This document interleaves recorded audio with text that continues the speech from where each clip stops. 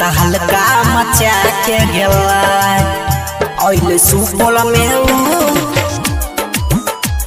तहलका मचा के गेला। Recording by Rajiv film Supaul. छौरी कमरिया हिला के गेला हमर दिल धर के गेला हाय रे ओइले सुपौल में 4 दिन खातिर रे तहलका मचा के गेला हाय अइले सुपौल में 4 दिन खातिर रे तहलका मचा के गेला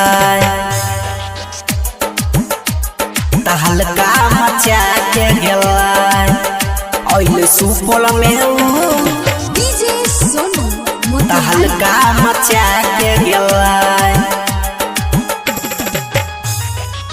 बतिया में ओकरा हम गेलियो भाई हो गेल प्यार छुटल पढ़ाई लिखाई हो गेल प्यार छुटल पढ़ाई लिखाई। बतिया में ओकरा हम गेलियो भाई हो गेल प्यार छुटल पढ़ाई लिखाई रोग ऐसन लगा के गेला हमर मूड पागला के गेला ओइले सुपौल में 4 दिन खातिर रे तहलका मचा के गेला हाय अइले सुपौल में 4 दिन खातिर रे तहलका मचा के गेला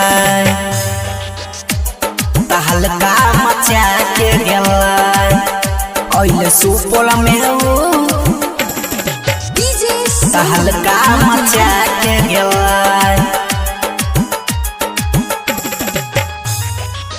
फेर में पड़ल रहे रौशन रोनिक सरे कहियो न करे दिलकै हो करा के किसरे कहियो न करे दिलकै हो करा के किसरे। फेर में पड़ल रहे रौशन रोनिक सरे कहियो न करे दिलकै हो करा के किसरे अंकुश बाबू के पगला के गेला इरफान भैया के पगला के गेला ओइले सुपौल में 4 दिन खातिर रे तहलका मचा के गेला हाय अइले सुपौल में 4 दिन खातिर रे तहलका मचा के गेला। Recording by Rajiv film Supaul.